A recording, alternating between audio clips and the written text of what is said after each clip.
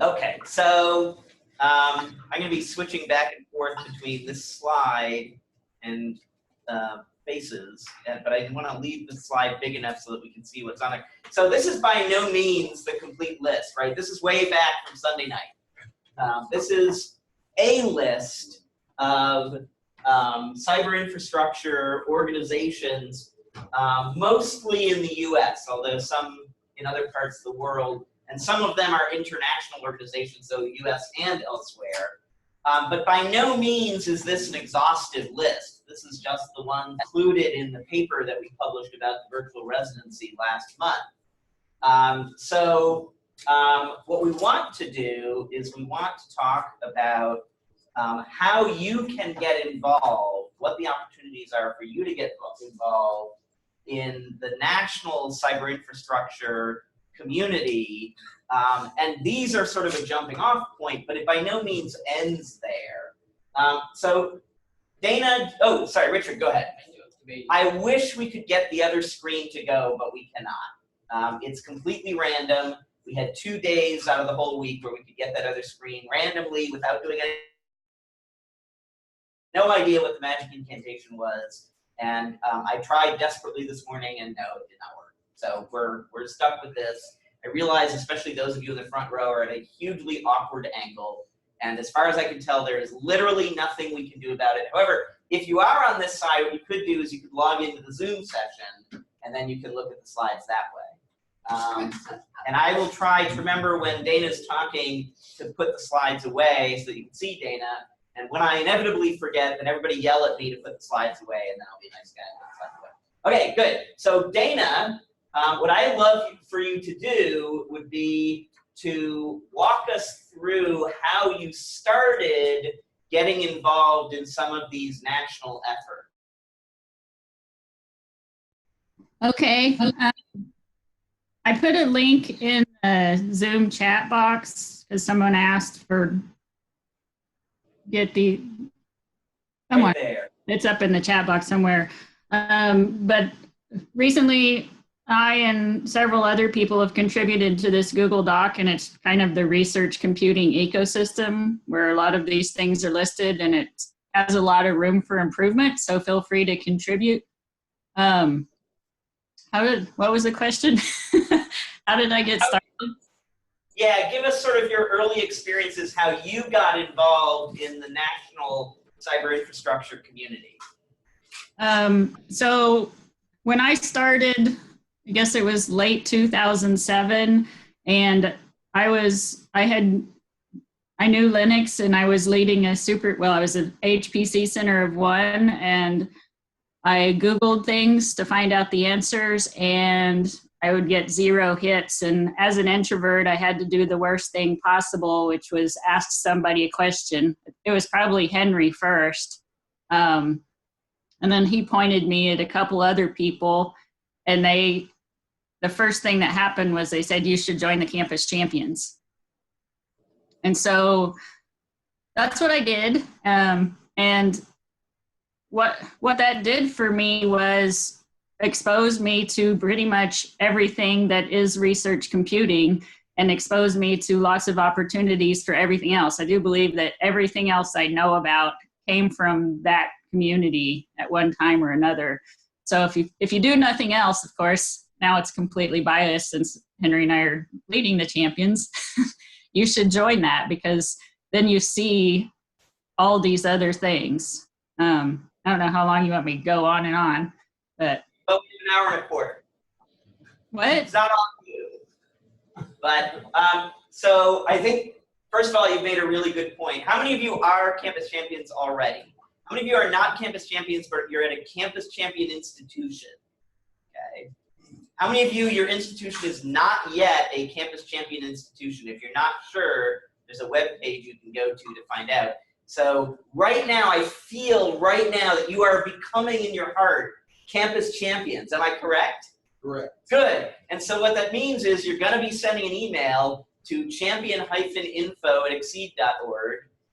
So you're typing that right now, in fact, saying, I would really love to be the Campus Champion at my institution. Yes, Aaron? So shout loudly, or you can have the mic. I'll shout loudly. So Okay. Thinking about it, Dana and I sort of started around the same time. She joined Campus Champions in 2007. I didn't join it for several years later. And I think I was floundering around by myself for several years without getting any, without really knowing what to do. And after I joined Campus Champions, sort of at least got a direction. So I think, looking back on it, she's probably several years ahead of where I'm at, simply because I floundered by myself for several years. Right. And I think one of the things that's changed over the last 10 years, and Campus Champions have been driving that, is we're no longer on our own. I know when I started, and this was in in some sense I started in 1985, but let's say I started in my current position in 2001, there was no community of any kind. You were entirely on your own, learning how to do this. Now, what I've said is a lie. There was a community, but the probability of your own was very low. I happen to already know a few people because I had done my grad work at one of the national supercomputing centers. But if you didn't happen to do that, which doesn't apply to most people, there was no way you would stumble on the people who happen to know these things. Dana, I got another question for you. I'm going to make you do most of the work here. How's that? What'll be different? Yeah, right. Why should today be any different? So, why is it advantageous to you to be involved with the national community and to contribute at the national level? Well, I have lots of answers. One is it makes the world a better place. But I think, even if you're too busy, you think I'm too busy doing my job to contribute. One, doing your job is contributing. You're advancing research and helping people do their research. The beauty part of the Campus Champions is that, it's this huge community and you can be receptive to things that help you, which is the main thing that happens when you're starting out or in a position where you need to know something new. The technology changes so fast and there's so many options nowadays that there's no way a single person can know everything that's going on. So the Champions email list provides you a way to crowdsource all your problems. Now, as far as contributing, I think, so I first started on the Champions leadership team, when was that, 2012 or something like that? And it was a way to kind of just help the community by a very, it wasn't a lot of time commitment, but it was able to provide feedback to who was leading it then and to give a voice to, I think, people at institutions who are starting out, because I think for the longest time, we had the supercomputing centers and we had everybody else who didn't have anything. And now we have more and more campuses that are building up research computing, but it's really difficult because you never have enough staff, you never have enough funding, your researchers are making huge demands on your time, and it's often a very thankless of despair in trying to deal with all that. So another function of the community is to commiserate and to give you ideas. I know that I was 5 years as a one-person shop, and Henry probably remembers the extent of my complaining. And, you were relatively harmless as these things go. So he's the one that actually finally told me that I should write a NSF MRI proposal, and I never would have had the confidence to think that I could do such a thing, because it's a whole lot of work, and if you don't get it, then there goes your winter break. But I did get it, and that helped change. And I'm up at Oklahoma State, and Henry's at OU, so not all the things that work there worked at OSU, but through the Champions, I was able to work at hundreds of other institutions. And then I had this smorgasbord of ideas and could find the ones that could apply at Oklahoma State. And now I have, just the best HPC center ever. And I want to help others do that too. And it's, I think it's partly, one, you get funding and a reputation and things that help your own career move forward. It's another thing because this is a discipline that doesn't really quite exist yet. You know, like most other careers have career paths and respect, and, you know, people think that they know stuff. When you're in research computing, you spend half your time pretending not to be the help desk and getting rude comments from people you help. And the rest of the time, I don't know, regretting your life choices. So good. I want to take a minute and talk about another element of the national, it's actually the worldwide community, which is the carpentries. I'm curious, how many of you are carpentries instructors? Okay. And how many of you, there are carpentries instructors at your institution, but not you? And how many of you wish you had carpentries instructors? And how many of you, what the hell are carpentries? Okay, good. So let's take just a minute and do that last one first. So it was originally software carpentry, then data carpentry came along. Now there are other carpentries as well, like library carpentry, and HPC carpentry is emerging now. But the carpentries are a collection of instructors who run workshops literally all over the world on the basic, the entry-level stuff into effective research computing. So this is training that's provided to researchers who are doing computing intensive and or data intensive research. The real basic stuff. So the introductory software carpentry workshop typically includes version control, generally via Git. It includes some kind of programming, often that's Python or R, and it includes an introduction to the basics of Unix. Introduction to the Unix shell, I honestly don't know how deep into shell programming they get. I think they typically do some in most of these workshops. But over a 2-day period, it's just the basics, but it takes people to a completely new level of research productivity. Things that were inconceivably difficult without that training now become almost commonplace. Dana, you've been involved in carpentries both as an instructor and host, and in designing some of the content, particularly for HPC carpentries. Do you want to take a minute and talk about that? Yeah, with the caveat that my role is downplayed considerably with all my other stuff going on. But we first started, we had a software carpentry workshop. Gosh, it's been many years now.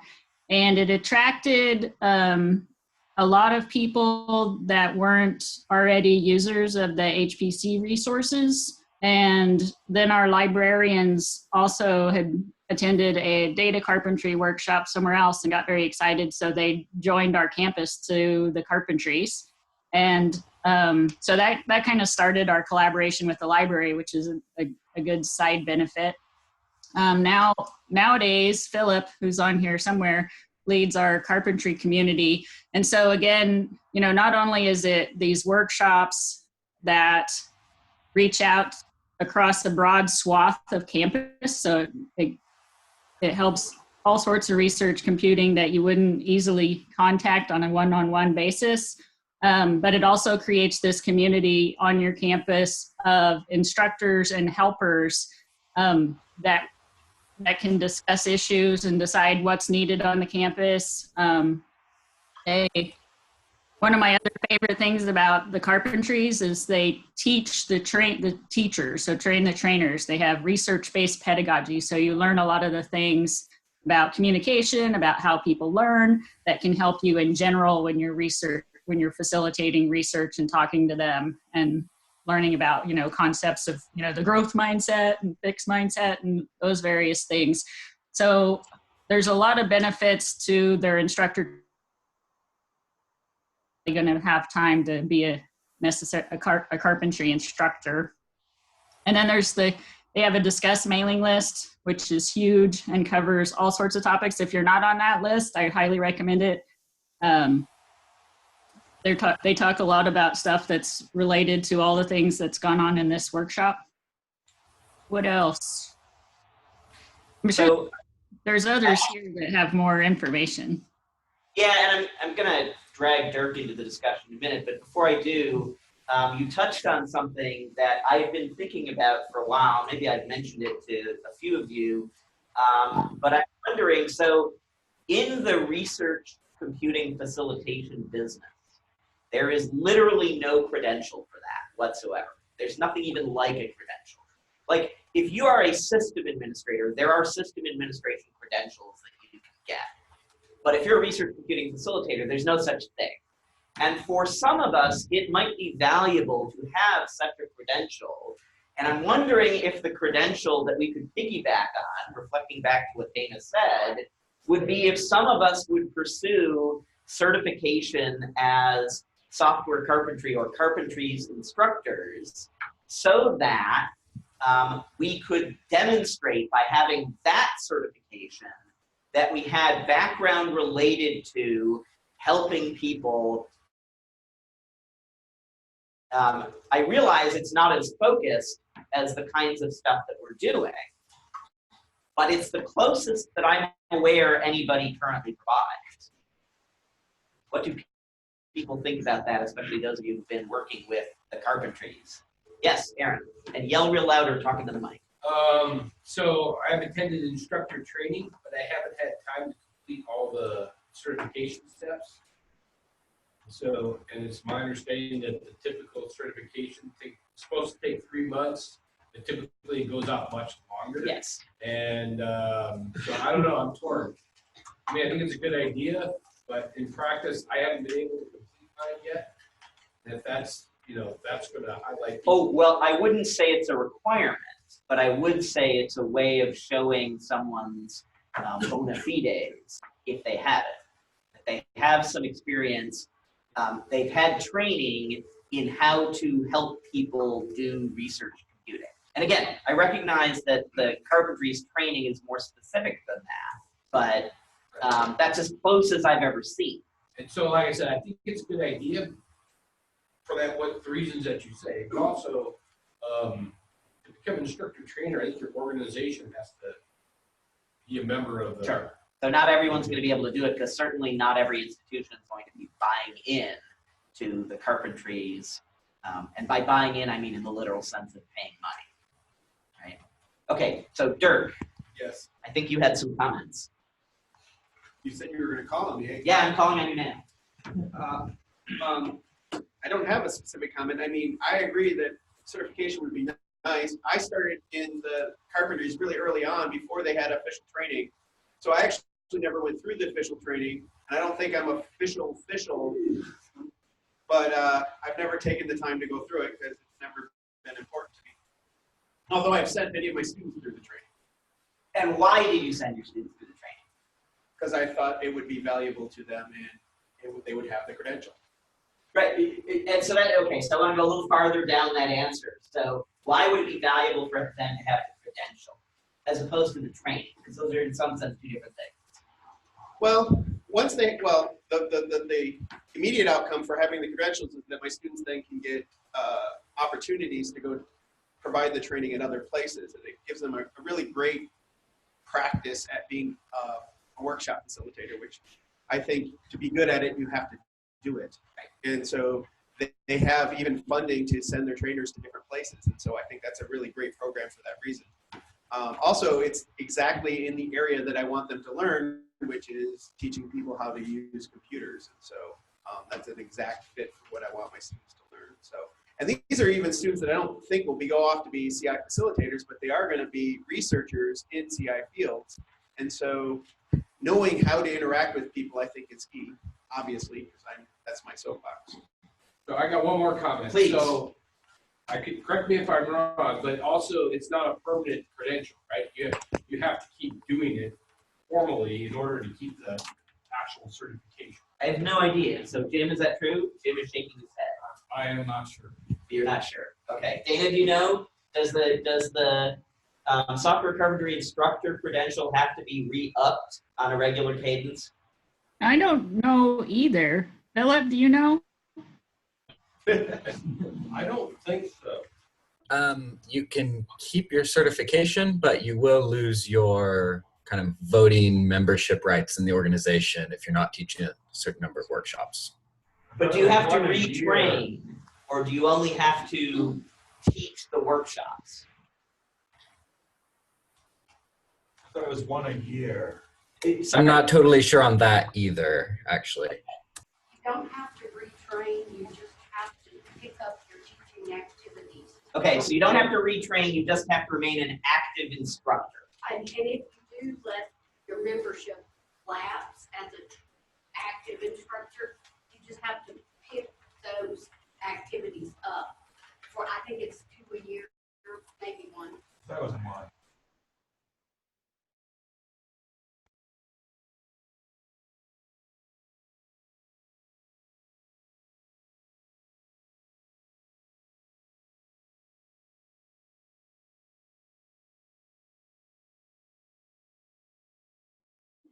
We lost your sound.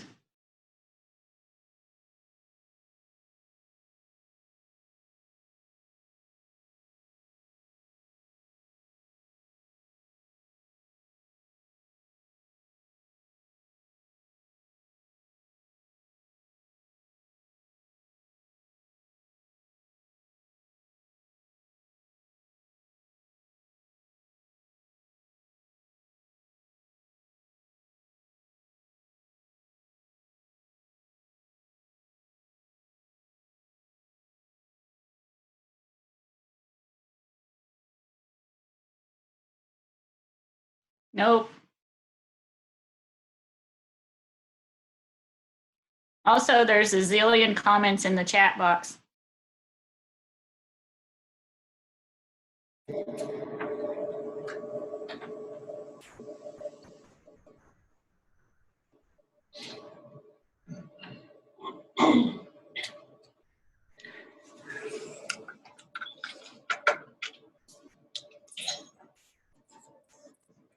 Hang on.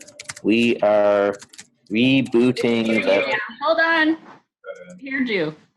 What? You hear me now? Yeah. Oh, great. Okay. So I had to reboot the power system. I was just typing a comment to tell everyone that I had to reboot the power system. All right.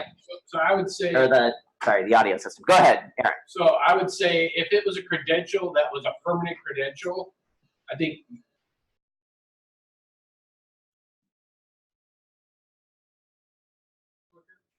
became the standard for our. To the extent that we're coming to a consensus, the consensus seems to be that no one has heard that you have to re-up the credential. What you might have to re-up is the instructor activity. Which is different. Okay, what's the difference? Oh, Because the if you're not credential teaching- is I successfully completed the training. Right, but you can't say you're certified unless you. No, I think you can. I Yeah, am any certified as a software carpentry instructor, but I have to do something to get back into actually doing those workshops. Right, but you can't say your certification is current. No, your instructor status may not be current. Your certification is permanent. I think nobody is aware of they take away your certification as a trained instructor. They take away your ability to teach the workshops if you haven't been active. That's weird because the only way you can then have the ability again is to start teaching. Right, but if you're not going to be teaching those workshops, then that part of it doesn't matter. You still have the credential. I'm not. I realize it's a very small distinction. I don't believe that's completely accurate. Okay, so shout louder. Oh, I can shout loud. Yes, do. I believe if you lapse, you have to sign up to teach. Video is out? Henry, Please we're not go going on. to allow you at the keyboard anymore. Yes, I'm exuding Brankotrons. Please keep talking, I can hear you.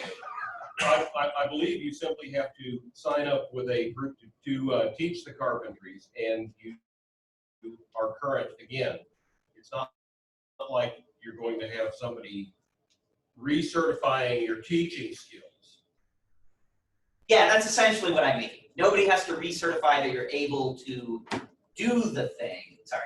Nobody has to recertify the fact that you know how to teach.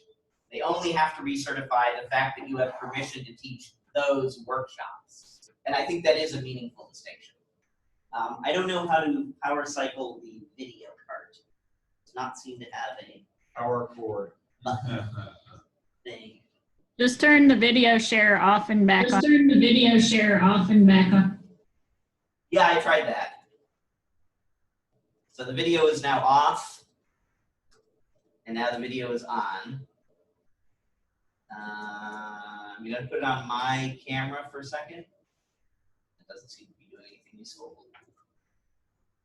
And a whole lot of nothing. Okay, well, keep talking. Well, maybe try quitting your Zoom, starting over your Zoom session. Then I'm going to lose all the chat, but I guess that's Who's recording today? all right. But then you're going to have to turn your microphone on. Well, actually, even that's not going to work very well. I'd rather continue without the picture of me stepping away than. You guys still have audio out in TV land, right? Yes, Yes. they're turning on his video. Um, On his video. I'm going to pin it on you, Dana, and then it won't be my problem anymore. No, pin it on Dirk. Hang on. No, pin it on Dirk. Dirk doesn't have a camera. Yes, he does. Oh, Dirk does have Yes, a he camera. does. Okay, yeah, all right, I'll do that. Hang on. In video. There we go. All right, so now you get to see me at least. Oh, very exciting for you. Do we want to All go right. through some of the? Well, okay, Through some of the sorry, say again. There's a bunch of Zoom chat comments from There's a TV. bunch of Zoom chat comments from TV. Yeah, if I could figure out how to scroll upward and stuff. Hang on. Let's see if we can make that work. Anybody know how to scroll upward in Mac OS? 2 fingers, either upward or down, while you're. Or maybe the Zoom people can unmute. They Oh. Zoom people can unmute. Okay, here we go. Stop. This is so hard. Henry, not good at this. Okay, familiar role is more than just coding and munging data. I, for one, would welcome some formal training in the other facing. I've been a sysadmin since 1991 in a science context. Yeah, I think that's a fair point, and this is where, oh, that's awesome. Dirk is standing in the back of the room now, pointing his laptop at me. I like that a lot.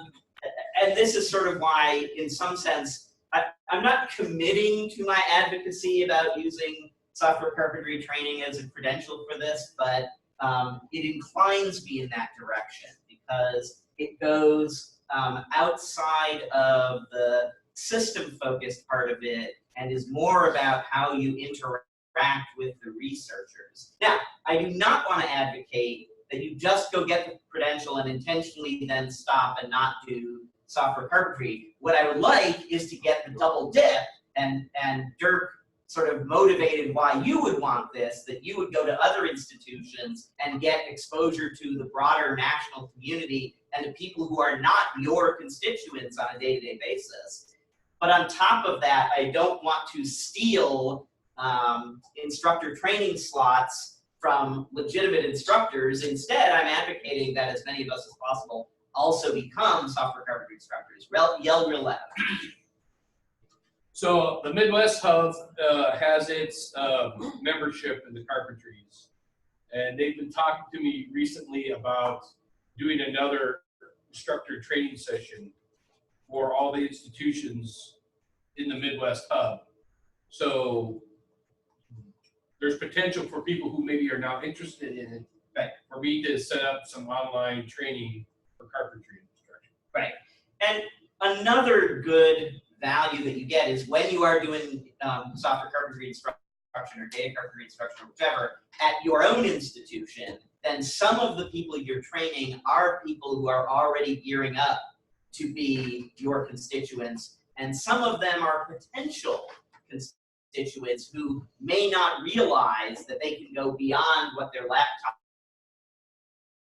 not be aware of the resources at the institution. how many of you, if you weren't, would know what cyber infrastructure your institution has? How many of you, if you weren't in it yourself, you would have that awareness? 2 of you, 3. Okay.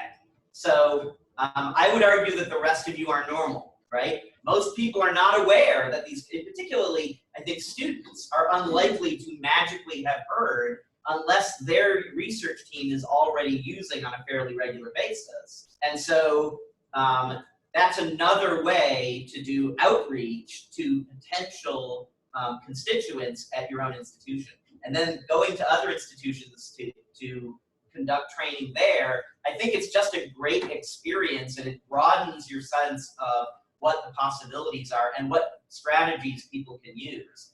Dave Aiken, who's one of our systems-facing folks, was here in the previous hour, and during the break we were discussing, he's now doing some benchmarking in preparation for our purchase of a cluster next year. He's now doing benchmarking on volunteer systems around the country. And it's incredibly eye-opening for him because he's literally never been a supercomputer user. He's always been a supercomputer provider, and getting this completely new perspective on what it's like to be one of them is a big win for him. But getting also exposure to, there are many different ways that you can configure not just the system, but the user experience, I think is also really, really valuable. So in a sense, I'm advocating in favor of pursuing this, both for the benefit of the constituents you serve anyway, and for your own benefit, for the benefit of your career. Okay. And Dana, I'll ask you, after you got involved with software carpentries, and I know you've had to pull back a little bit because you've got so much other stuff going on, but after you got involved in software carpentries yourself, how did you then take the next steps to get involved with the national organization that runs those workshops? I think for me it was hearing. Oh, I'm echoing.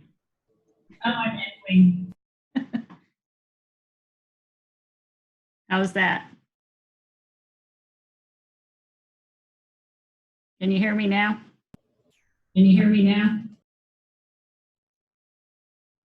Okay, well, I'll just talk and not listen.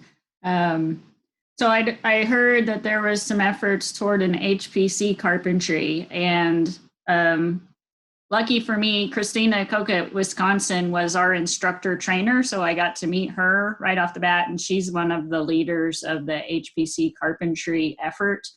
And so we had several calls. This has been going on for years because every time HPC carpentry has gotten a start, everybody comes in and has a different opinion on what should be in the lessons, kind of the too many cooks in the kitchen idea. And so it was kind of fun to figure out strategies for how those lessons could be developed without those kinds of not antagonisms, but it's hard to develop a lesson while you're also having to argue why you shouldn't teach MPI programming on day one. So just to encapsulate how some of those went. And there's a community going on and a few GitHub repositories that are actually getting a lot of activity, and it's a really good thing. And discussions. And I think when you try to help develop lessons, or at least sit on the sidelines and watch how they're developed, you learn a whole lot about pedagogy. What are the basic concepts? What makes it hard for learners to learn? Which, every time you go through that with other people who are also facilitators, you add tools to your toolbox and to help you be more effective. And so it's really just keeping an eye on these lists a little bit. Spend some of your time looking through the lists and looking for topics that are relevant to you. And, when you get really brave, chime in. And then now you're in.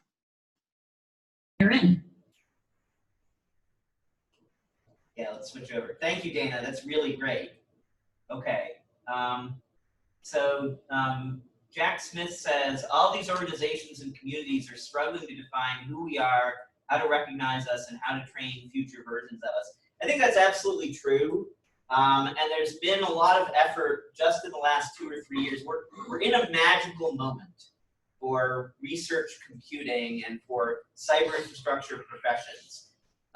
In my own career, we went, getting on to 30 years, I guess, with nobody at the national level caring about this.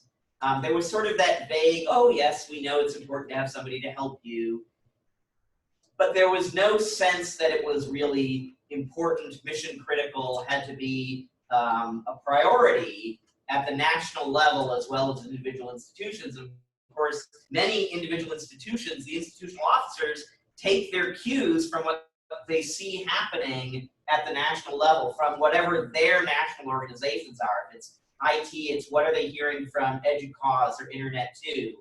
If it's VPs and VCs for research, I don't know what the name of their organization is, but there's some organization for those folks where they get together.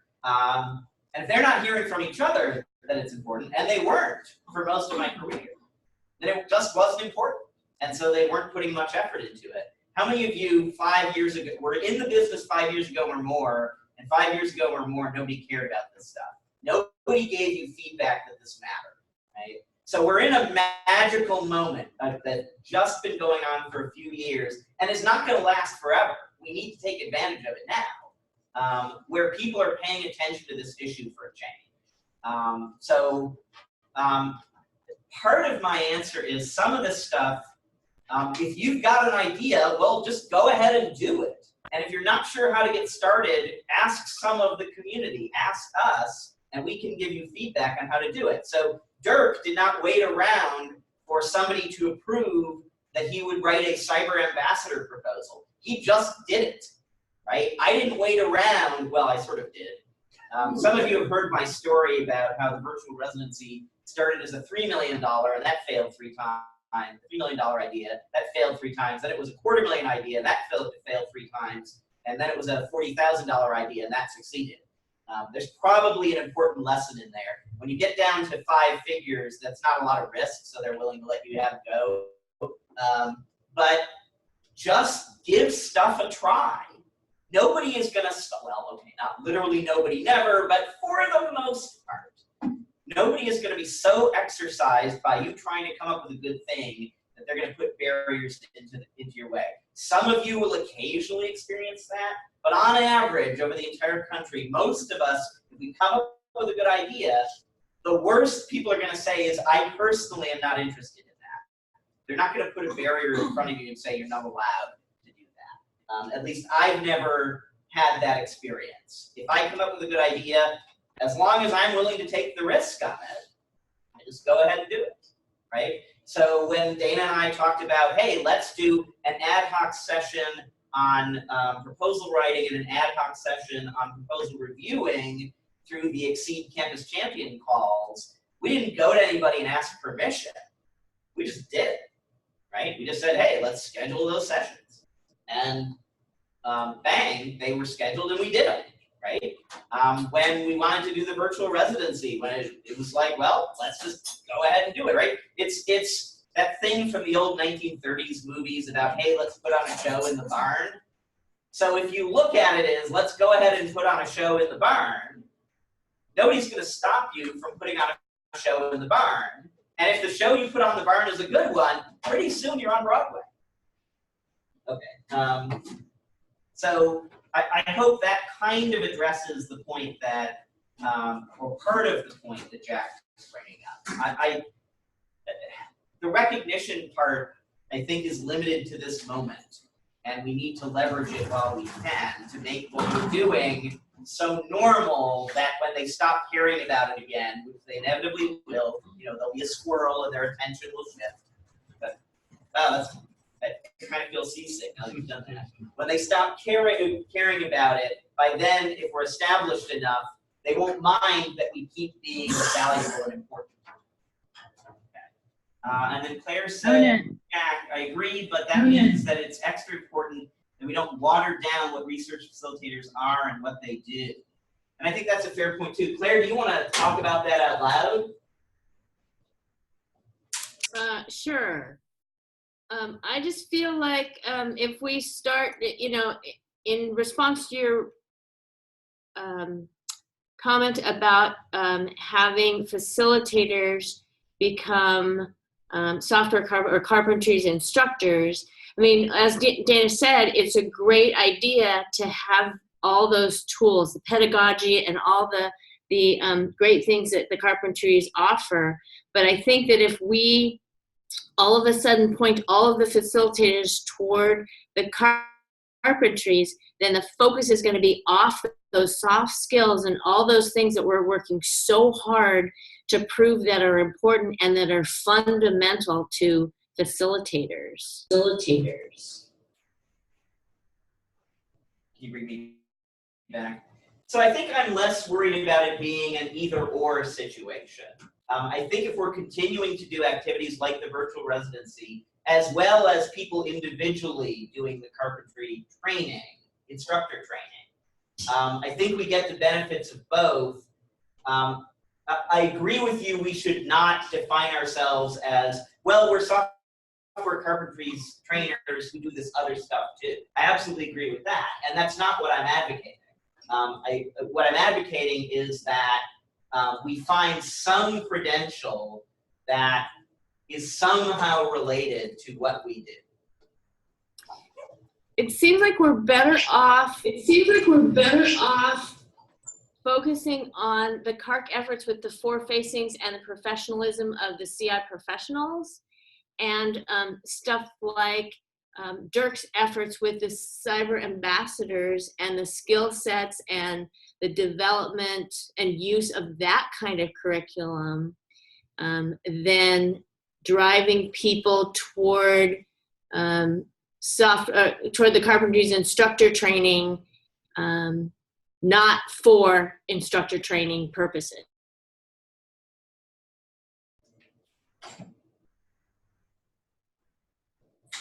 I want to I'm having a Claire.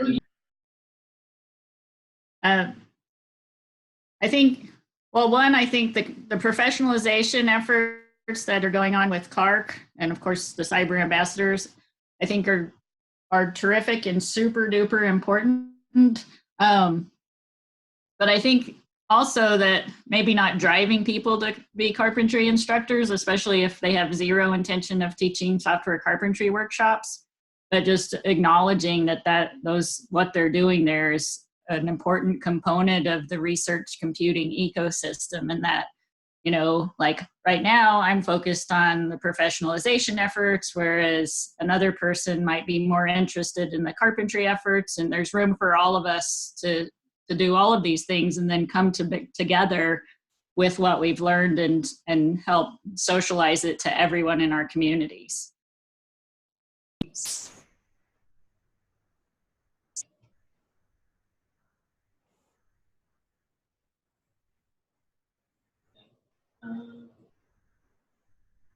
I'm looking to see if there are other comments. If not, I'm going to switch back to the web page. I think that's got lots of useful information on it. I want to talk for a minute about the Exceed Service Providers Forum. So OU is what they call a level 3 service provider. This means that we provide no service. Now, obviously I exaggerate because of course we do provide service, but the service we provide is purely to our constituents. I'm not saying local because we have collaborators all over the country, all over the world, but it's purely our constituents. It's not to the entire national community the way a level 1 service provider, most of what they have, they provide to the national community, not individual local constituents. Level 2 typically is split between local constituents and the national community. Level 3, we defines the different levels.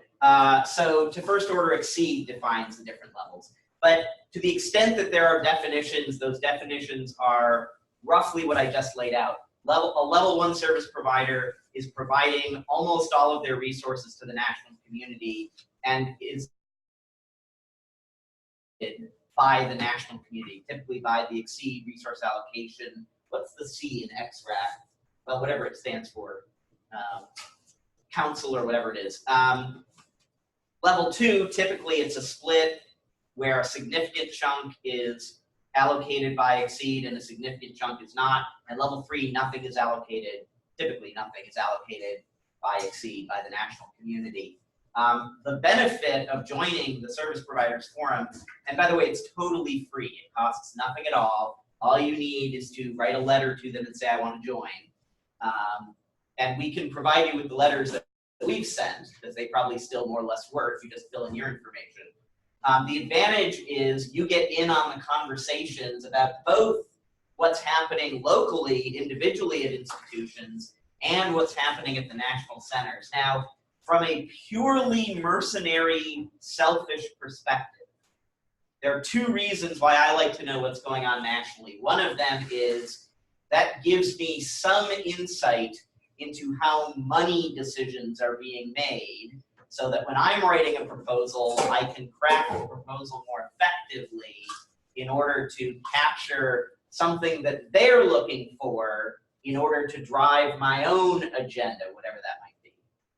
But the other advantage from a purely mercenary, selfish perspective is whatever's happening at the national centers today at the scale that's, let's say, 100 times what we have here, maybe even 1,000 times the size of what we have here, that's going to be an issue we're dealing with, say, 5 years from now. And so they're guinea pigging something really difficult that we will be adopting at some point in the not too distant future. So by listening in on their conversations, because some of on level 2, a good bit of it, but though by no means all of it, we get a sense of what's coming. So my perspective on this is, even if there were no users at this institution of national resources, such as Exceed, and by the way, there are, I think we have 2 faculty members here at OU who are in the top 20 users of Exceed. It would still be useful to know what they're up to, because they are play testing the largest scales, oftentimes the largest scales in the world, and certainly the largest scales in the open academic research world. And the scales they're at now will become normal soon enough, and we'll start operating at scales like that. So today, here we're at around 400 teraflops. It's not that many years ago. So Ranger, which was the first huge machine at Texas Advanced Computing Center, and that's what, 10 years ago now maybe, was less than that. Ranger was about 360 teraflops, I think. So the scale that they were at not too long ago is the scale we're at now. And so knowing what they're up to at that scale is intrinsically valuable, because it's going to prepare us for what we have to expect in the not too distant future. So that's my advocacy for joining the Service Provider Forum. And that's literally 1 hour a month. I think it's 1 per month, or is it 1 every other week, Dana? Every 2 weeks. Every 2 weeks. Every 2 weeks, so 2 hours a month. And you know, if you're busy, you can just have them on in the background. Believe me, I've done that. But you get exposed to a lot of the stuff that otherwise would be completely opaque to you. Good. Dana, do you want to take a flyer at CARP? Talk about CARP a little bit? Sure. Let's see. CARP. Sure. So currently, it's an NSF-funded research coordination network, and CARC stands for the Campus Research Computing Consortium. If you saw Scott Yokel's talk yesterday, you saw a bit about that. That's where that Job Families guide came from. But the idea here is to join campuses together to help, advocate, think about our research computing as a profession, and what does that mean? I'll skip a little bit and talk about kind of why that's important. So earlier, Henry mentioned how, the funding agencies right now in research computing, it's like we get solicitations and we write to those solicitations. And sometimes the NSF has a workshop to help us, to get us together to try to tell them what we think they should write in those solicitations. And one of those things, or they have these calls for feedback where people write in opinion letters and they get hundreds of them. But right now in research computing, since we're a very idiosyncratic group of people that do these things, there's not a unifying voice of advocacy for research computing. And so what ARC aspires to do is to help cement some of those things. So if you think about, say, astronomy, if the NSF or somebody wants to hear, you know, what's the most important things over the next 5 years in astronomy? Well, it's the, you know, I think it's the American Astronomical Society that puts together position statements that guides the funding agencies then to set this national strategy for what are the priorities. For research computing, we don't have that. And so CARC, at least, well, I'm kind of speaking a little out of turn because I haven't, it's kind of a small subgroup of CARC that is this next round of effort of what CARC aspires to do is to start working, continue the work toward professionalization and figure out what that means in our context, because I think research computing is it's a very unique discipline, and I don't think we can overlay like the other kinds of professional organizations onto it. For instance, like if you think, you know, the medical profession, one thing professions do is provide or create barriers to access. All right, to become a doctor, you have to go to med school and pass all these tests and do all these things. Whereas in research computing, I think we all appreciate that we have people from a variety of disciplines join the community. Gosh, I could go on forever, Henry, so you should probably interrupt at some point. But it's work in progress, and I think everybody should be involved. And I hope that we can put out more of these kinds of documents for the community to look at and provide input for, because it is going to be a new, like 21st century professional organization of some sort that helps us provide a little more coherency to, one, like all these training resources, all the, you know, legitimacy, reputation, you know, knowledge sharing, all those things. And looks like Bev Corwin agrees with you. No bottlenecking, must do better, find a better way. Yeah, and I'm inclined to agree. I think we have to, I'm thinking of this from a purely practical perspective. If it were practical to limit it to geniuses, wouldn't that be great? But that's not the reality, and I would be the first one eliminated. The reality that we're facing is we're all coming from random places, from random disciplines, at random moments in our career, for random reasons. To build a profession out of that, part of it is we've got to support each other, because in the absence of that, each one of us has way too limited information coming in. We don't know what we're doing individually. Collectively, we are a genius. Roby, you look like you have a comment. You got that, I want to say something. I agree. You agree, okay, so he had his I agree face. Fair enough. Okay, let me pull back the other thing there. And I want to make a more general comment, which is I have found in my own career and in helping our researchers, it's been tremendously valuable to operate both locally and at the national level. And you can see in between those, and this was mentioned earlier in the week, there's also state and regional organizations. So here in Oklahoma, we have the One Oklahoma Cyber Infrastructure Initiative, or One OKI, pronounced that way on purpose. That grew out of a gleam that I had in my eye many years ago of, can I stop telling researchers at other institutions around the state, no, you can't use our supercomputer because you're not paid by OU or a student at OU. And I just got tired of telling them no. It sounded like they had really exciting projects that we would love to be able to brag to the state legislature we are supporting. So that the state knows that they're getting a lot of bang for their buck, and it's not just they're pouring money into one or two institutions and everybody's out in the cold, everybody else is out in the cold.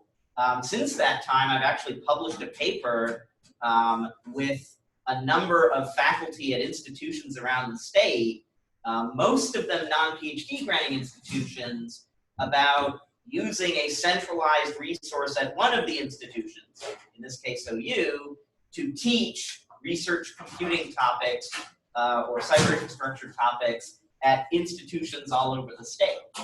So on top of everything else, I got a publication which in my particular position is valuable for its own sake. And I'm curious, by the way, how many of you are at least patted on the head, if not genuinely rewarded for publishing? And how many of you are told, don't publish, that's not what you should be spending your time on? And how many of you haven't published, so you don't know yet what their opinion is? Okay, so what if you did publish? What would you get out of that? Yes? I mean, I guess I'd get a pat on the head. I mean, I have published. I even published in conjunction with Right. proceedings. And they do like that, but there's no incentive for me. Like, obviously, I'm not on a tenure and promotion track, nothing like this. But it is good for the visibility of the, institution. But I'm not linked to it as much as other people are. Aaron? If you want to write a grant proposal to NSF, you're going to have to turn in a biosketch. Your biosketch needs publication. Oh, yeah, I've got that. Yeah. Relevant publication. It is definitely preferable to publications who have the services that we've been trying to provide over the last few years is publications as we can, in order that you can build that credibility or CV or resume, however you want to think of it, and with your researchers. Because again, the more things you do that are like what your researchers do, the more credibility you have with your researchers. They value publishing. If they didn't value publishing, they wouldn't have become researchers, especially the academic ones. They would not have become academic researchers if publishing wasn't deeply meaningful to them. And if it's deeply meaningful to them, then seeing that you do it makes you more credible because you're more like them. I don't know if I've mentioned this week, but I was raised by the pathological case of this. So my dad, if you didn't have a PhD, he had no interest whatsoever in your point of view on anything at all. And my wife will tell you that although I'm not the pathological case, I do sometimes behave that way. I hope not too much, but it does, I'm an apple that didn't fall that far from the tree. And so when you're working with people who are like that, and some researchers are, the more you are like them, the more credible you seem to them. So I understand the point you're making that your chain of command may not value that, but your constituents are likely to. Yes, Suzanne. Shout real loud. It's also the culture, because when we wrote that paper for peer, we couldn't find any references that we can point to on previous. This is such a good point. So, and I'm going to have you say it again to the mic because I should have just run over. But I think it's an incredibly important point you're making. I hadn't even thought about it. Yeah, so like when we wrote the paper, this paper that Henry was talking about for peer 18, we couldn't find any references. Like the only thorough reference was from the 91, something like that. And then the next reference was from 2003 or around that time. And then 2012 was an article. So it's not even like a real publication that you can say, oh, look. And if we don't have any literature about this, then who cares about our field? Particularly, I think this is a really good point, especially among people who value the literature in their own field. If your field has no literature, to them it's not a real field. And I don't mean necessarily that it's a research field, because we're much more focused on facilitating research than doing research about facilitating research. But if there is no literature about facilitating research, then to many people, it's not real. It doesn't count. And I'll run over here for Jeff to yell in the mic. So with that said, Henry, where are the journals? Where are the forums for us to publish things like methods and experiences on teaching this stuff or developing this stuff? That is a great question. So the number one answer I have is the PERC conference, the Practice and Experiences in Advanced Research Computing. Is that right? Yeah, advanced research. Yeah. So and I'll come back so you can do part two. But there are others, and I can rattle off a couple that I know of. But those are just presentations, right? No, those are genuine Okay. refereed conference papers. So And some of them, typically most years, previously it was the Exceed conference, that was the PERC conference, they make an arrangement with a journal that a subset of the papers are selected to be submitted to the journal. You typically have to provide, I think it's 25% new material for the journal article version of the paper. But typically a significant subset of the papers that are published as conference papers it's usually a special issue of one of the relevant journals. So it was not PERC, but I think it was 3 years ago, I was on the organizing committee for the International Consortium for High Performance Computing Training, or whatever it is. I can't remember its name. It now has sort of, I think, been subsumed into SIG HPC. Dana will remind me if I'm remembering that wrong. But that year, I gave a 5-minute presentation. I'm sorry, is that correct? It's the SIG HPC education chapter. HPC education chapter. Thank you. Okay, so on how we did training for using our large-scale tape archive, and that was invited to be. So far, it's not actually appeared in an issue of that journal. It's just been online, but it is officially published. It has a DOI and was peer-reviewed, and is a legitimate journal article. And that was, I'm trying to remember, I think it was just like the Journal of Computational Science or something. There's a Journal of Computational Science Education that's run by, let's say, some of our peers in the national community. That's a place where you can publish. There are a couple others, and then sometimes you'll sort of randomly end up in a particular publication or a particular conference. There was a year when the IEEE Cluster Conference had an education component that they invited me to lead, and so there were opportunities, and that's where I published the paper about multiple institutions teaching using our cluster. So there's some random to it, but the one that's most reliable far and away is it was Exceed, now it's PERC. They've been very, very supportive of, let's call it the people side of the cyber infrastructure world publishing. You can do just a presentation. You don't have to write a paper. You can do an extended abstract. But my recommendation would be to write the paper, because the value that you get out of it, I think, is much longer lasting. What you said, there's another journal run by? Journal of Computational Science Education, so jocse.org.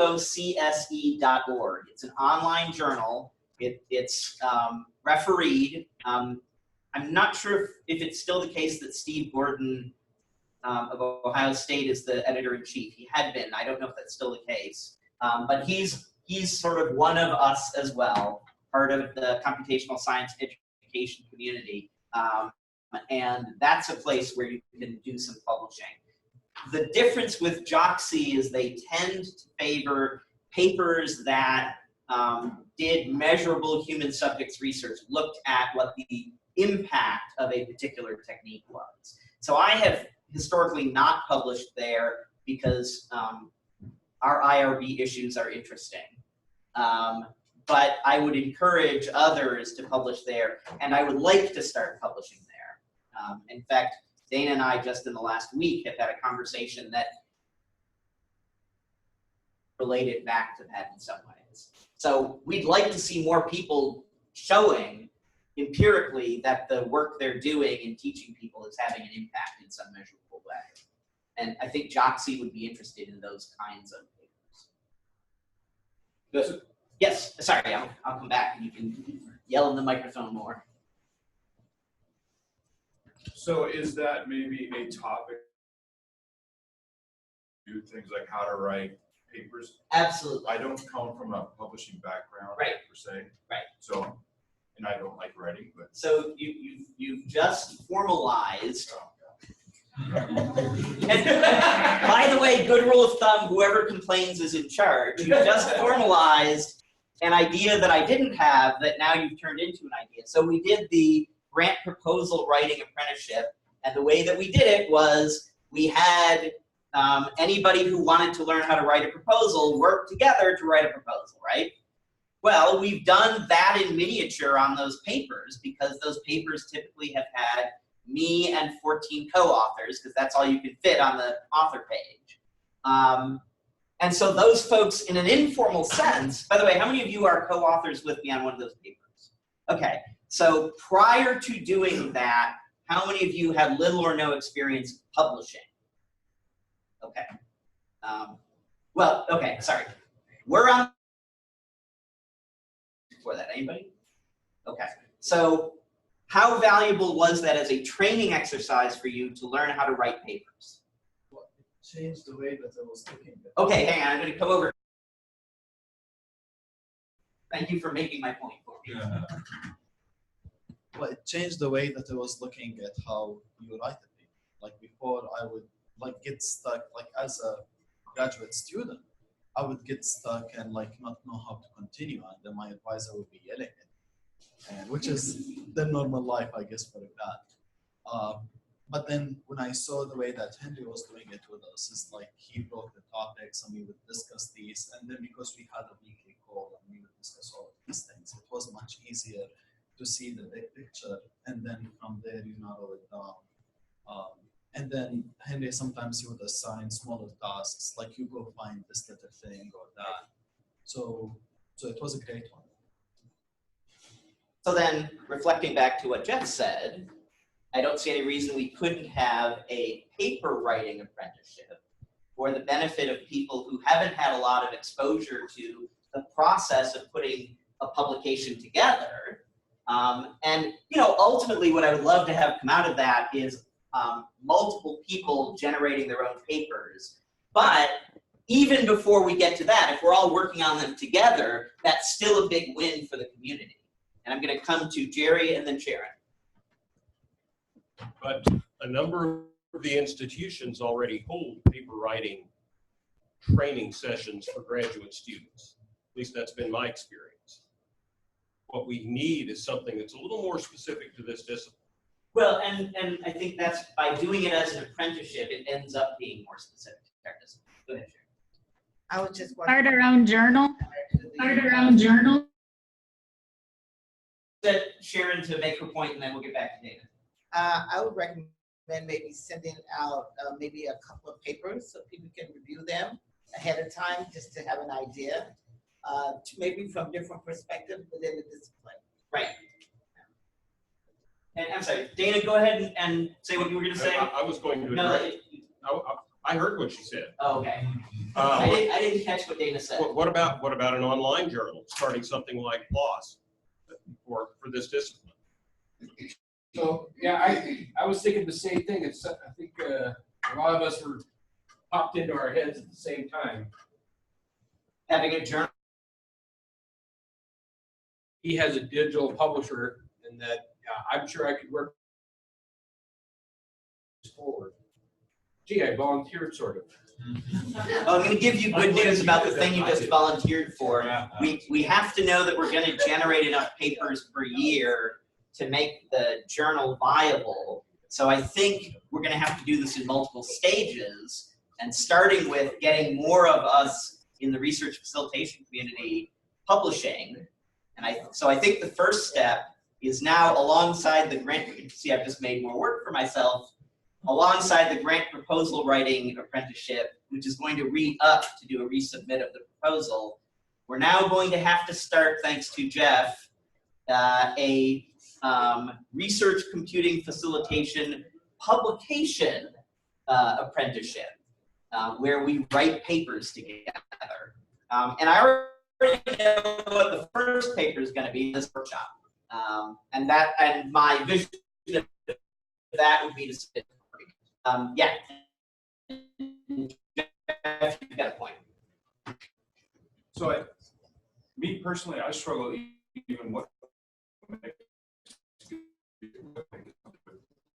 in this world. I got piece A, piece B to make product C, right? So versus some scientific investigation with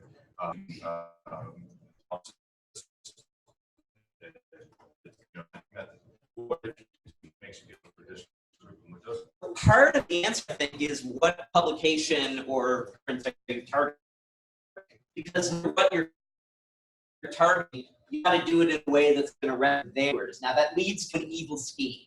If you want to resonate with their reviewers, what's the easiest way to resonate with their reviewers? Become one of them. Yes, have their reviewers be us, or at least some of their reviewers. So part of the evil scheme for how to review papers, right?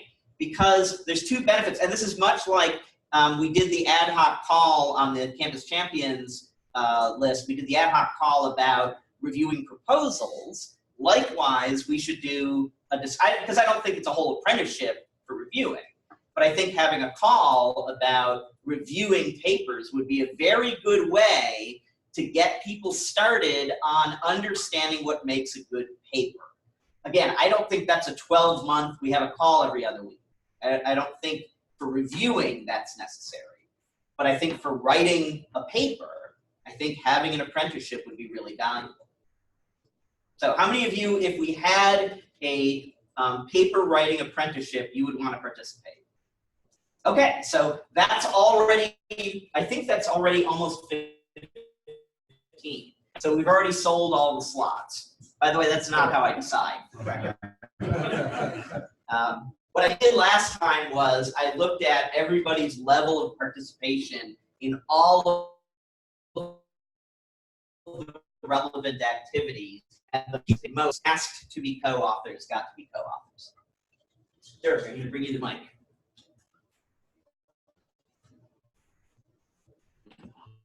So along the same lines, if you look at my publication record, and one of the things I would recommend is go ahead and write it up.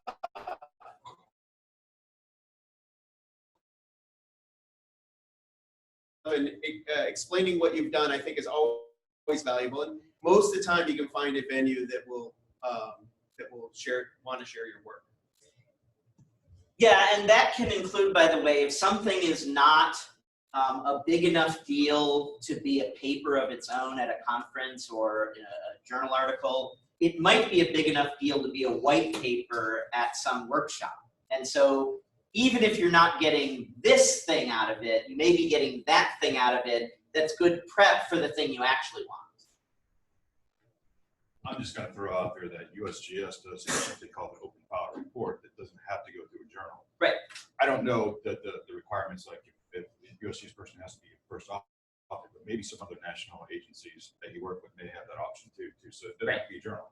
Right. There is such a thing as a tech report, and there is such a thing as a white paper. And the distinction between a tech report and a refereed publication is whether it was refereed by somebody. And the distinction between a white paper and a tech report is you didn't submit it to anybody, it's just there. Now, you might have submitted it to a workshop or something, but it's typically, more often than not, it's a position paper. This ought to happen.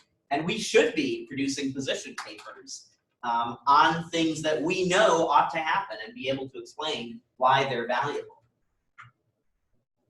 By the way, my other evil scheme, those of you who participated in the proposal writing apprenticeship and then the paper writing that came out of that, my evil scheme is once I've bothered to write it up as a proposal, which comes with a very hard, angry deadline that we have to meet anyway, then I want immediately to turn around and turn it into a publication because I want to get double credit for it.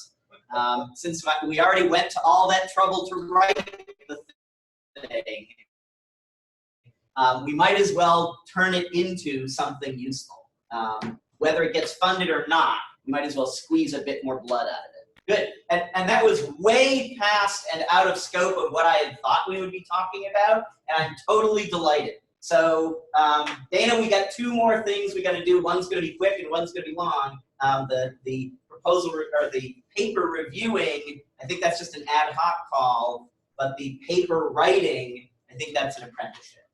And I think we can do a really terrific job on that and carry the community forward collectively. And not everyone can be on a specific paper that one of us is the lead author on, but everybody can get experience so that more of us can be lead authors on more papers, and each one of us learns from the group that's gone before us. So I'm very excited about this. And we're out of time. It's time to eat food. The standard joke about I'm all that's standing between you and lunch. So I am all that's standing between you. I should stand over there, then that would be literally true. But everybody go eat lunch. We will reconvene at 1:30 p.m. And Dana, thank you so much, because this was unbelievably productive and fantastic.